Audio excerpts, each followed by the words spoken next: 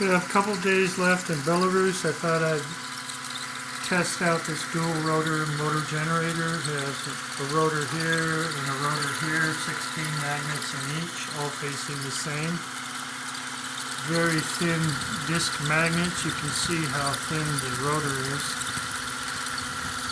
It has a ferrite core, I believe 45 millimeters long. 2/3 of the core length is covered with generator coils on the right hand side here, while the motor coils only cover 1/3, and they're kind of hidden by the wood scatter plate. So the motor coils are on this side, generator coils on this side. So you could call this the generator rotor, call this the motor rotor. And I've done a lot of videos on this already, and what I tested a lot was the offset between this rotor and this rotor. If it's, for example, the timing of the motor coil rotor is kind of set in place, and then does the generator coil rotor,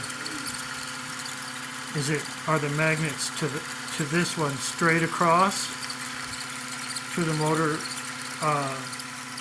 The magnets are just straight across, or there's a little bit of offset, like this is trailing a little bit, like 5 degrees trailing or 5 degrees leading. So I did a lot of tests.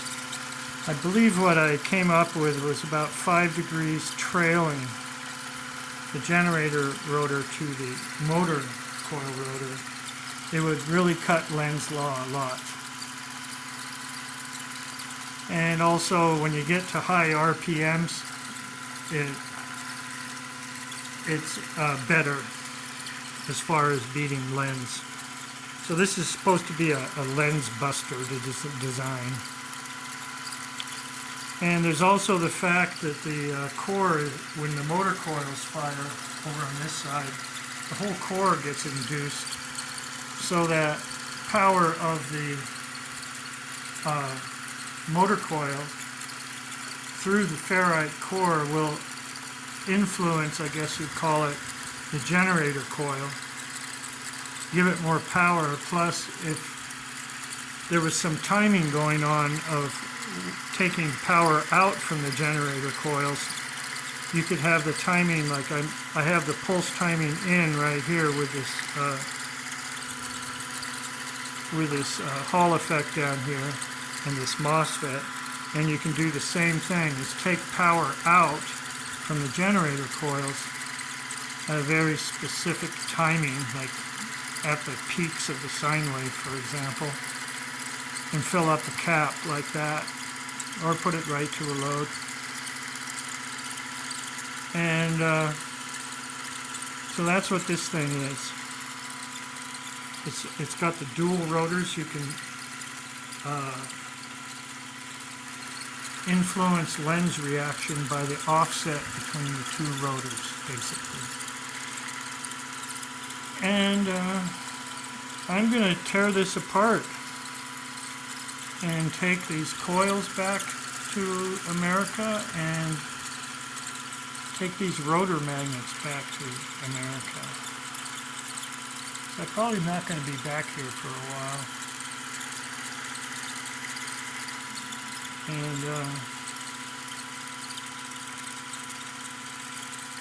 so that's what I'm going to do. So this is probably the last video of this as it is, made out of wood, more or less. So right now it's drawing 150 milliamps, 12 volts on this power supply, and I have the magnet straight across right now, so I know there's going to be a lot of Lenz reaction. So look at what happens when I short out those generator coils.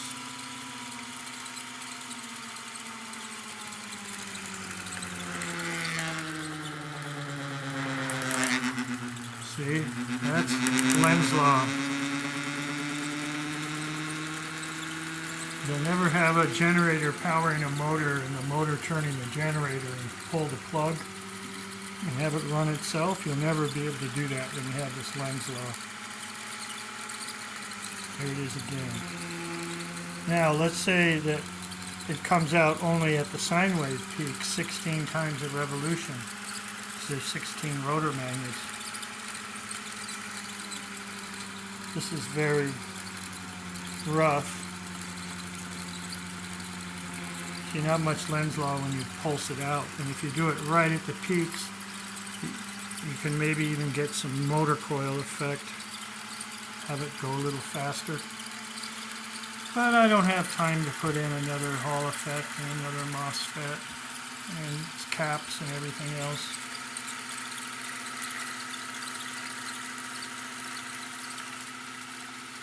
So I've got, I think, three more of these back in Seattle. This one actually went the best of them all from all my testing. And so it could be the way the coils are. So I want to take all this back, the good stuff.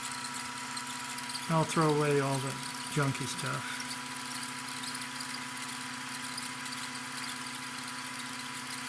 I might as well talk about peak coil shorting. Another thing you can do with this is have another Hall effect and have another MOSFET, some high voltage ones paralleled, and have them bidirectional where you have MOSFETs back to back, the source and the drain. The source connects together to MOSFET A and B, and the gate connects to MOSFET A and B.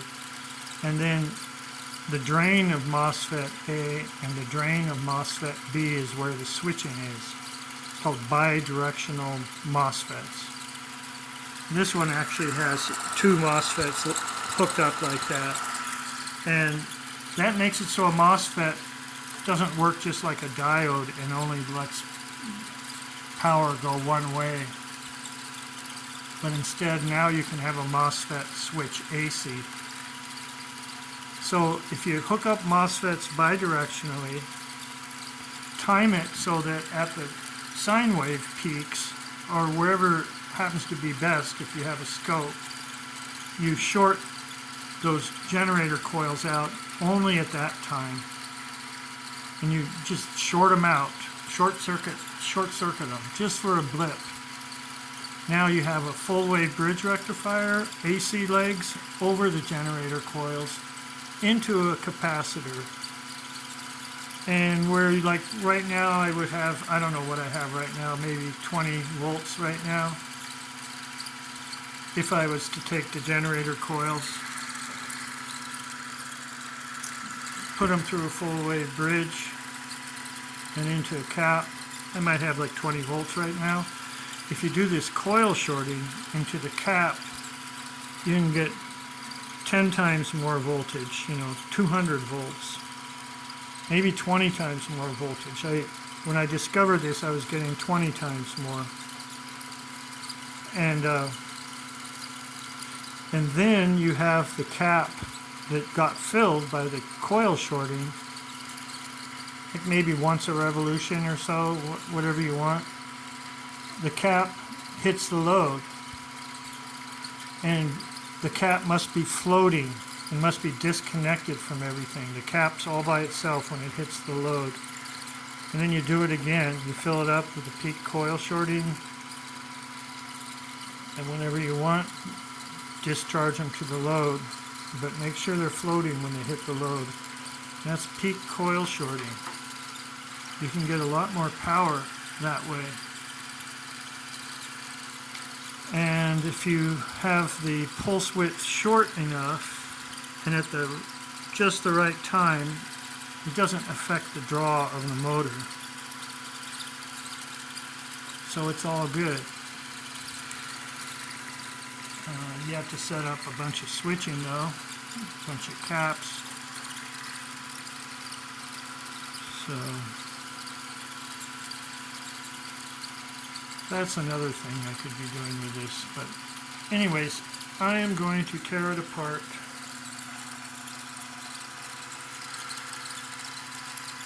And thanks for watching. Okay, bye.